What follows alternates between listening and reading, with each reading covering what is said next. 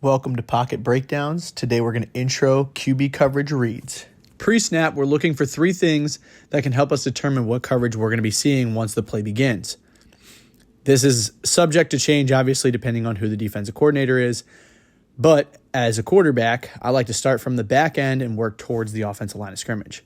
First looking at the safeties, then to the corners, and then to the linebackers. With all of this information, you should be able to determine what coverage we might actually see. Our single high looks are usually one of two things, a cover one or a cover three. Oftentimes in these looks, the safeties will look the same as they were in one versus the other. The corners may tell you a little bit more information. In cover one, the corners usually are going to be in a press alignment or no more than linebacker depth. A lot of times in a cover three, you'll see them drop to 7 to 8 yards.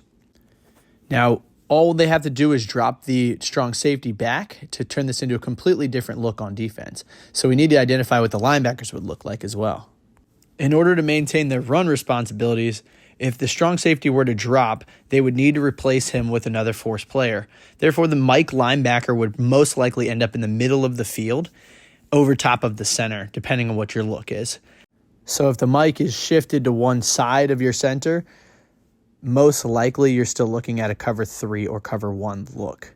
If every receiving threat you might have seems to be covered up by another defender, that means it's very likely you're about to get a man look.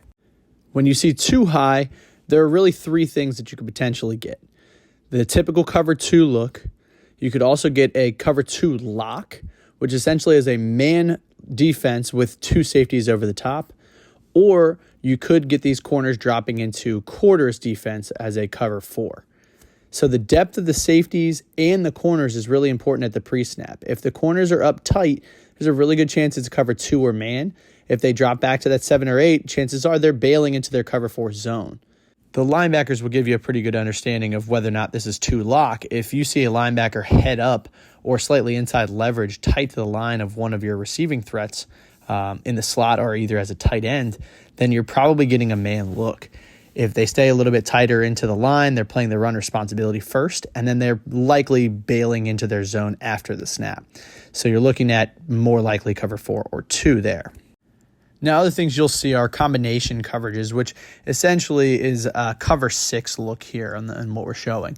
On one side, to the trip side, they're going to run more of a quarters or cover four principle, and to the back side, you're going to get more of a cover two. So using your initial alignment understanding here, you're going to look at the safeties alignment. You have too high. Now, one corner is playing at depth, showing there's a good chance he's dropping into the quarters. The other is up tight, showing he's either going to be man or in that press cover two look.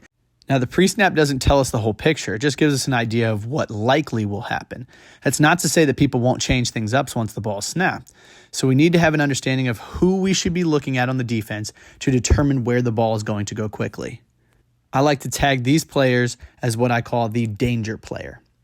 If we've identified the coverage pre-snap, we can then recognize what routes in our play call should essentially be canceled out by their zones that we believe we're about to see. We can then establish who is our, what I like to call, if-then guy.